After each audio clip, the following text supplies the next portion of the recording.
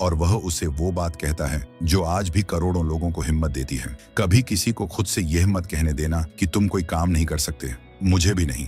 अगर तुम्हारा कोई सपना है तो तुम्हें उसकी हिफाजत करनी होगी। जो लोग खुद कुछ नहीं कर पाते वो तुमसे कहेंगे कि तुम भी नहीं कर सकते। अगर तुम्हें कुछ चाहिए तो जाओ और उसे हासिल करो, बस बात खत्म।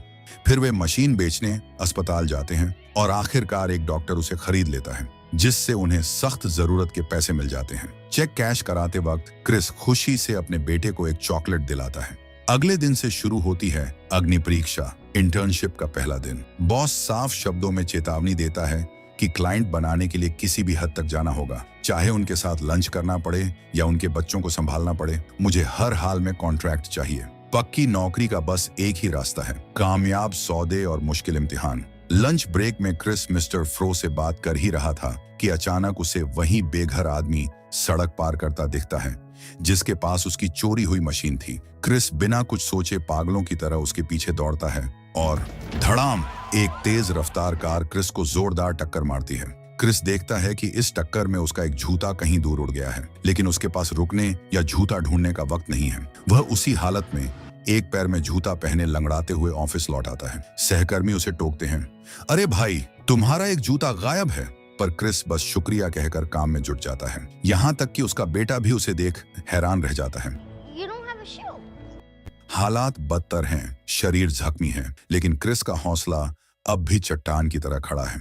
इंटर्नशिप में अब क्रिस की असली अग्नि परीक्षा शुरू होती है। उसे ऑफिस में सिर्फ फालतू कामों के लिए दौड़ाया जाता है और उसे अपनी अहमियत जीरो लगने लगती है। हर शाम 4 बजे उसे डेकेयर के लिए भागना पड़ता है और मोटल पहुंचते पहुंचते रात के 10 बज जाते हैं। मोटल का किराया चुकाना अब भी एक जंग है।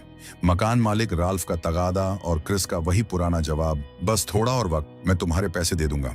ब्रोकरेज फर्म में बाकी इंटर्न्स रात 7 बजे तक काम करते हैं, लेकिन क्रिस के पास सिर्फ 6 घंटे होते हैं। वह 9 घंटे का काम 6 घंटे में निपटाने के लिए पागलों की तरह वक्त बचाता है। 2 कॉल्स के बीच वह फोन का रिसीवर तक नीचे नहीं रखता, सिर्फ दिन के 8 मिनट बचाने के लिए। वह पानी तक नहीं पीता ताकि वॉशरूम जाने में 1 सेकंड भी बर्बाद ना हो।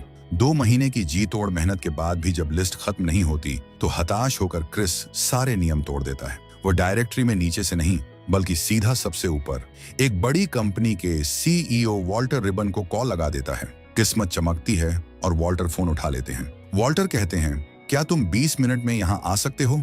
क्रिस के पास सोचने का वक्त नहीं है। वह तुरंत हामी भरता है। 20 मिनट? सर, मैं अभी पहुंचा। बदकिस्मती जैसे क्रिस का पीछा ही नहीं छोड़ रही। वह वॉल्टर रिबन के साथ अपनी सबसे बड़ी मीटिंग के लिए निकल ही रहा होता है कि उसका बॉस उसे अपनी कार कहीं और पार्क करने का हुक्म दे देता है। क्रिस समझाता है कि उसकी जरूरी मीटिंग है, लेकिन बॉस एक नहीं सुनता। ऊपर से कार का दरवाजा भी खराब है। बॉस उसे समझाता है, चाबी को फंसाकर घुमाना पड़ेगा वरना दरवाजा नहीं खुलेगा। क्रिस उस खराब दरवाजे और पार्किंग के चक्कर में अपना सबसे कीमती वक्त बर्बाद कर देता है। जब वह वॉल्टर के ऑफिस पहुंचता है तो पता चलता है कि वह बस अभी निकले हैं। हार मानकर जब क्रिस वापस अपनी कार के पास आता है तो वहां एक और पार्किंग चालान उसका इंतजार कर रहा होता है। उस रात एक सस्ते ढाबे में क्रिस अपना आखिरी पैसा उस चालान को भरने में लगा देता है। वह दुखी मन से कहता है, अब तो हमारे पास कार भी नहीं बची। अगली सुबह जब वे वॉल्टर रिबन के घर के बाहर होते हैं तो क्रिस्टोफर पूछता है, पापा, हम गेम देखने कब जा रहे हैं? क्रिस उसे शायद और पक्का के बीच का अंतर समझाता है। क्रिस, शायद का मतलब है हम जा भी सकते हैं और नहीं भी। क्रिस्टोफर, मुझे पता है, इसका मतलब है कि हम गेम देखने नहीं जा रहे हैं।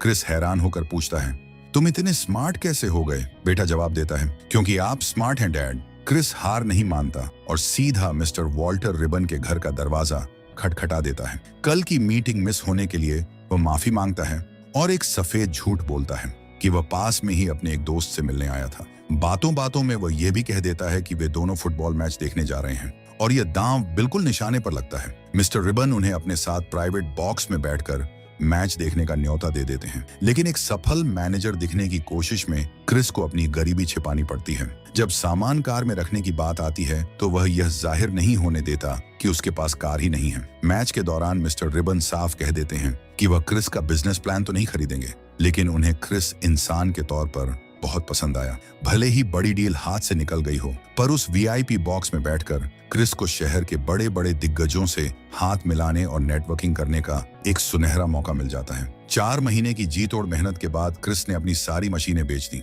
उसे लगा कि अब इंटर्नशिप के बचे हुए 2 महीने आराम से कट जाएंगे, पर तभी उसे जिंदगी का सबसे बड़ा झटका लगा। टैक्स डिपार्टमेंट ने उसके बैंक अकाउंट से टैक्स के सारे पैसे जब्त कर लिए। पल भर में क्रिस सड़क पर आ गया। मकान मालिक राल्फ का तगादा शुरू हुआ तो क्रिस बस एक ही रट लगाता रहा, मैं इंतजाम करूंगा राल्फ, मैं झूठ नहीं बोल रहा। पैसों की तड़प में क्रिस अपने उसी दोस्त के पास भागा जिस पर उसके पैसे उधार थे, पर दोस्त की नीयत बदल चुकी थी। उसने कह दिया कि मोटल तक छोड़ने का भाड़ा काटकर हिसाब बराबर हो गया है। क्रिस ने कहा, तुमने मुझे सिर्फ 2 ब्लॉक छोड़ा था, वो मुश्किल से 200 गज है।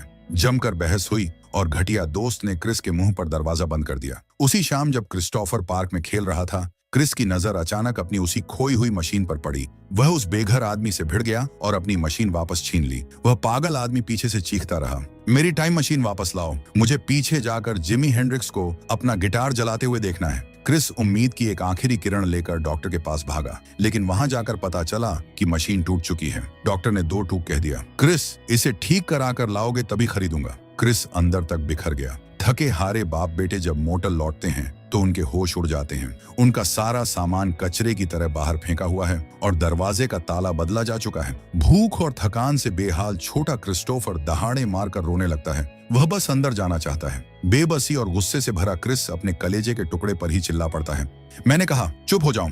मदद की आखिरी उम्मीद लेकर क्रिस फिर उसी दोस्त के दरवाजे पर पहुंचता है, लेकिन वो घटिया दोस्त दरवाजा तक नहीं खोलता। पूरी दुनिया से ठुकराए जाने के बाद दोनों एक सबवे स्टेशन पर जाकर बैठ जाते हैं। वहां मायूस क्रिस्टोफर कहता है कि यह कोई टाइम मशीन नहीं है।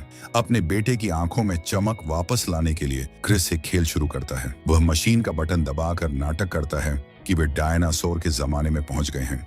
क्रिस अपने बेटे को इस कल्पना की दुनिया में खींच लेता है। वह डरने की एक्टिंग करता है और कहता है कि डायनासोर से बचने के लिए उन्हें एक गुफा ढूंढनी होगी। दोनों भागकर एक पब्लिक टॉयलेट में घुस जाते हैं और खुद को अंदर से लॉक कर लेते हैं। वह गंदा बाथरूम उस रात उनके लिए एक सुरक्षित गुफा बन जाता है, जहां क्रिस अपने रोते हुए बेटे के कान बंद कर लेता है ताकि उसे बाहर का शोर सुनाई न दे। एक पिता की बेबसी और आंखों में खामोश आंसू, ये उसकी जिंदगी की सबसे काली रात है। अगले दिन क्रिस अपना पूरा संसार एक सूटकेस में समेटकर ऑफिस पहुंचता है। जब जे इसकी वजह पूछता है तो वह अपनी बेघरी छिपाने के लिए एक शानदार झूठ गढ़ता है, मैं क्लाइंट्स के साथ सैक्रामेंटो में गोल्फ खेलने जा रहा हूं। हकीकत में तो क्रिस के पास रहने को छत तक नहीं, लेकिन चेहरे पर वही पुराना कॉन्फिडेंस है। अब शुरू होती है छत की तलाश। क्रिस अपने बेटे को लेकर पहले होमलेस शेल्टर पहुंचता है, पर स्टाफ मेंबर साफ कह देती है, यहाँ सिर्फ महिलाएं और बच्चे ही रह सकते हैं। क्रिस गिड़गिड़ाता है, ये मेरा बेटा है, हमें साथ रहना है। लेकिन कानून के आगे उसकी एक नहीं चलती। स्टाफ मेंबर उसे कुछ ब्लॉक दूर दूसरे शेल्टर का पता देती है। वहां की लाइन 5 बजे बंद होनी है। बाप बेटे पागलों की तरह सड़कों पर दौड़ते हैं। 5 बजते ही लंबी लाइन और कमरे फुल होने का डर। उम्मीद टूटने ही वाली थी कि तभी लाइन में लगे एक धोखेबाज को सिक्योरिटी बाहर फेंकती है और उसकी जगह क्रिस और उसके बेटे को आखिरी कमरा मिल जाता है। शेल्टर में रात को बच्चे को सुलाने के बाद क्रिस उस टूटी हुई मशीन को ठीक करने बैठ जाता है। उसे पता चलता है कि अंदर के कुछ पुर्जे टूट चुके हैं। शेल्टर में रात को लाइट बंद कर दी जाती है, इसलिए यह आदमी सड़क की रोशनी में बैठकर अपनी किताबें पढ़ता है। अब यह उनकी रोज की जिंदगी बन चुकी है। क्रिस को रोज अपना सूटकेस लेकर ऑफिस जाना पड़ता है और सबसे अलग अलग कहानियां बनानी पड़ती हैं। एक दिन क्रिस और उसका बेटा शेल्टर की एक सामूहिक प्रार्थना सभा में हिस्सा लेते हैं। उसके बाद क्रिस अपनी इंटर्नशिप के अगले दिन के एग्जाम की पढ़ाई करता है। एग्जाम वाले दिन क्रिस सबसे पहले अपना पेपर खत्म करके भागता है ताकि शेल्टर की लाइन में लग सके। बाहर आते ही मिस्टर फ्रो टैक्सी से उतरते हैं और क्रिस से $5 उधार मांगते हैं क्योंकि वह अपना बटुआ भूल गए हैं। पैसों की तंगी के बावजूद क्रिस उन्हें $5 दे देता है। इस देरी की वजह से उस रात वे शेल्टर की लाइन में लेट हो जाते हैं और उन्हें रहने के लिए दूसरी जगह तलाशनी पड़ती है। पैसे कमाने के लिए क्रिस अपना खून बेचता है और उन पैसों से मशीन ठीक करने का पुर्जा लेकर आता है। क्रिस्टोफर पूछता, ये क्या है? क्रिस कहता है, ये मशीन ठीक करने के लिए है। बेटा पूछता है, क्या मैं इसे देख सकता हूँ? क्रिस कहता है, हाँ जरूर, बस इसे तोड़ना मत, वरना तुम्हें जिंदगी भर मेरे साथ कमरे में ही सोना पड़ेगा। बेटा कहता है, मुझे कोई दिक्कत नहीं है, मैं आपके साथ जिंदगी भर एक ही साथ रह सकता हूँ डैड। शेल्टर में बच्चा पूछता है कि क्या लिंडा मेरी वजह से आपको छोड़कर गई थी?